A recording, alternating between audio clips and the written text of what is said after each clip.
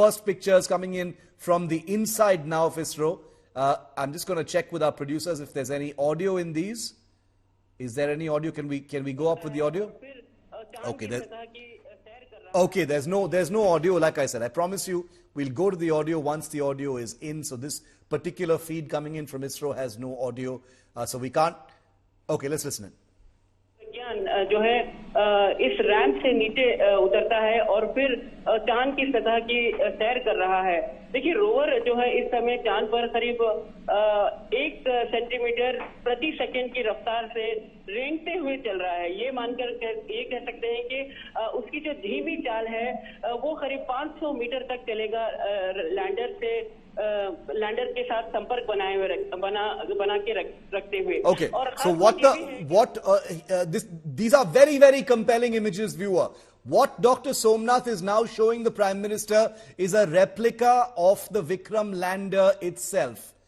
This is, these are lovely pictures. The Prime Minister getting a first-hand view of both the Vikram lander as well as the materials and components that go into the making of the Vikram lander, the orbiter, the ramp from which the Pragyan rover rolls out from the spacecraft, and there, right there on the floor, as you can see, is an image of is a replica of the Pragyan rover itself. How I wish we could hear what Dr. Somnath and the Prime Minister were discussing as they interact with each other.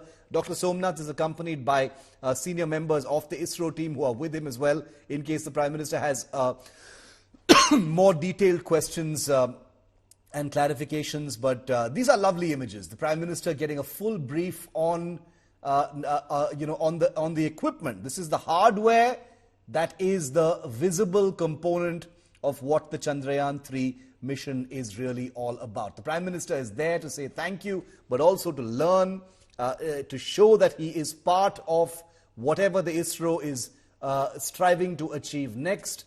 That's the Vikram lander there. You can see its solar panels, that replica, very true to life of what the Vikram looks like on the moon. I'm sure it's covered in a little bit of moon dust, but pretty much what you're seeing right there with those solar panels. So the Prime Minister getting a full brief from Dr. Somnath before what we're expecting to see is an interaction in probably an auditorium of some kind with the entire ISRO community. And that live interaction will, of course, be beamed to all ISRO centers, so every member of the ISRO community can be part of this very, very momentous day where the Prime Minister is there in person to honor and felicitate them.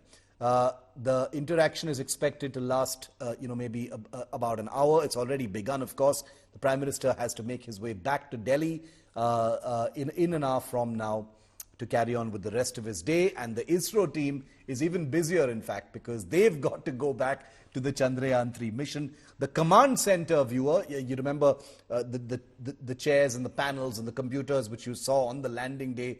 That center is just about 200 meters from this location where the Prime Minister is. Will the Prime Minister be taken there? We don't know. The Prime Minister was there last time during Chandrayaan-2. He was that's where he interacted with the scientists. We don't know if this interaction will take place in that command center this time as well, or will it be in an auditorium. That, of course, we'll know in just a few minutes from now. But the Prime Minister is going to spend less than an hour from now with ISRO before he makes his way back to Delhi. Remember that there's already a large, very vocal section on social media, especially many in Karnataka, Kerala, Tamil Nadu, who are calling for a Bharat Ratna for people like Dr. Somnath, or at the very least big government decorations for the team, which, like I said, is almost beyond doubt that something of that kind will happen.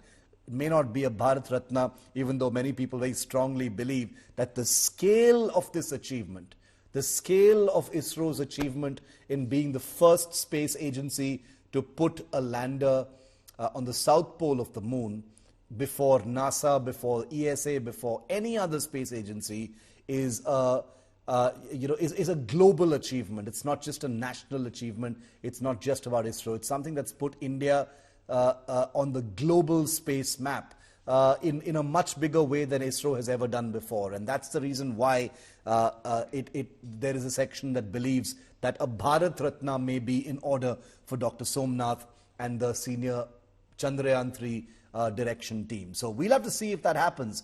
The men and women of Isro are the heroes of the day.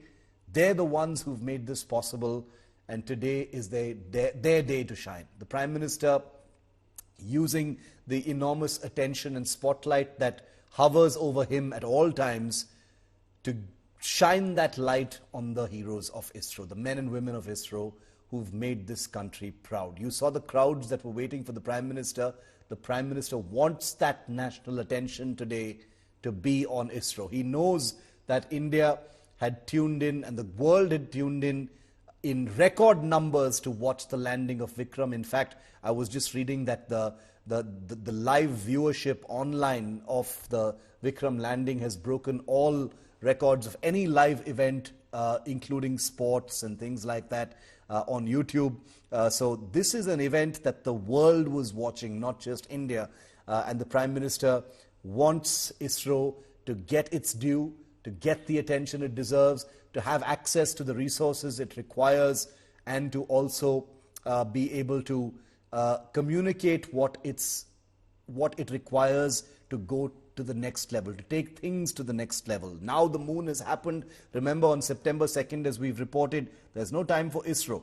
They've landed a Vikram lander on the moon on August 23rd, and just 9 days after that, on the 2nd of September, another rocket blasts off from Isro, carrying the Aditya L1 spacecraft, which is the first Indian spacecraft that will be conducting studies around the sun. Obviously, it's not going to be going very near the sun, but it is there to conduct those experiments.